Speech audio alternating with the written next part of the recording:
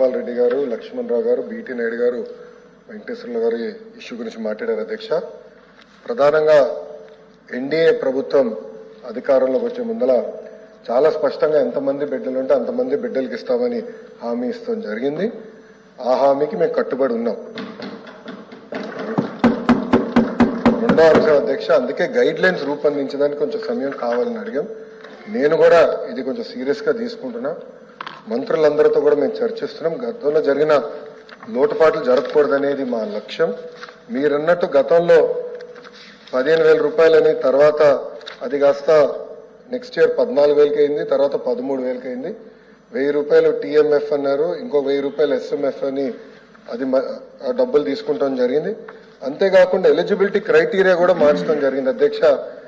గ్రామాలు వచ్చే గల 5,000 రూపాయలు నెలకు వస్తే ఆటోమేటిక్ గా వాళ్ళు ఎలిజిబుల్ అనేది, 5,000 కన్నా తక్కువ వస్తే ఎలిజిబుల్ అన్నారు. అట్లా మళ్ళీ దాన్ని మార్చారు. భూమి కూడా అది కూడా మార్చారు. దాని తర్వాత ఎలక్ట్రిసిటీ కన్జంప్షన్ విషయంలో కూడా కొన్ని నుసుకలు జరిగినాయి. ఇంతేకాకుండా పాదయాత్రలో కూడా నేను అనేక మందిని కలిసినప్పుడు వాళ్ళు చాలా స్పష్టంగా, మేము ఇప్పుడు అప్పు చేసి ఒక 4-వీలర్ 4th హ్యాండ్ బండి కొన్నాం అంటే 30,000 రూపాయలు 40,000 రూపాయలు పెట్టి ఒక స్కార్పియో కొనుక్కున్నాం. ఇమీడియట్ గా తీసుకున్న వెంటనే మా తెల్ల కార్డు పోయింది, దానివల్ల మాకు రావాల్సిన సంక్షేమ కార్యక్రమాలన్నీ పోయినాయని వాళ్ళు నాకు చెప్తాం కూడా జరిగింది. ఇది కూడా మేము డిస్కస్ చేస్తున్నాం. ఎందుకంటే గ్రామ సచివాలయం, వార్డు సచివాలయాలు స్వామి గారి కింద ఉంది, మళ్ళీ ఆర్టీజీ నా కింద ఉంది. మీ ఇద్దరం కూర్చుని డేటాని కూడా ప్యూరిఫై చేయాలి, పకడ్బందీగా ఇది అమలు చేయాలనేది లక్ష్యంతో మేము చేస్తున్నాం అధ్యక్ష.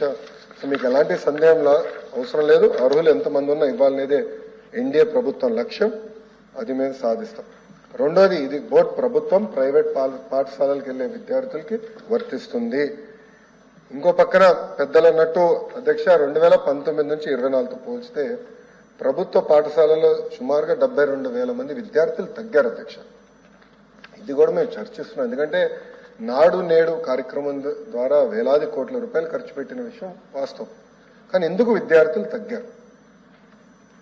గత ప్రభుత్వం సిబిఎస్ఈ తీసుకొచ్చింది. సిబిఎస్ఈ మళ్ళీ బోర్డు ఎగ్జామ్స్ అని పెట్టారు. తర్వాత ఐబీ గురించి ప్రస్తావించారు. టోఫుల్ గురించి కూడా ఒక ప్రశ్న ఉంది, దాని గురించి కూడా మాట్లాడతారు.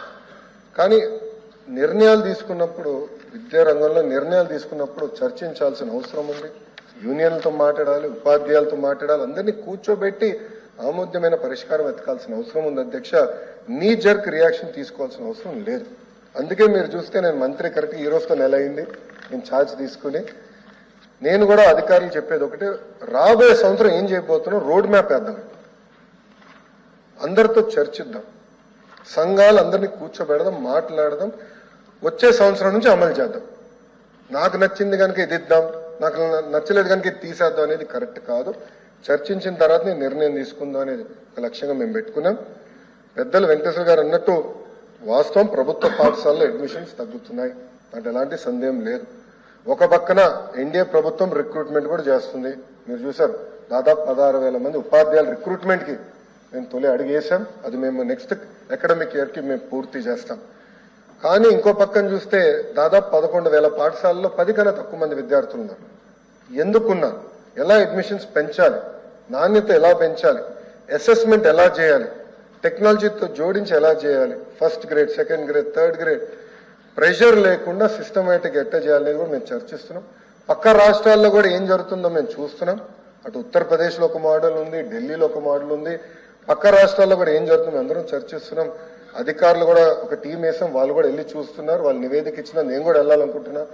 వెళ్ళి ఏం చేస్తున్నారో మోడల్ చూసి మన రాష్ట్రానికి కరెక్ట్ మోడల్ ఏంటనేది రూపొందించి అది మీ ముందల పెట్టి అందరు అభిప్రాయాలు తీసుకున్న తర్వాత మళ్ళీ ఆంధ్ర రాష్ట్ర ప్రజలు తల్లిదండ్రులు ముందలు పెడతా వాళ్ళ అభిప్రాయాలు సేకరించిన తర్వాతనే వచ్చే అకాడమిక్ ఇయర్ నుంచి మేము అమలు చేస్తాం.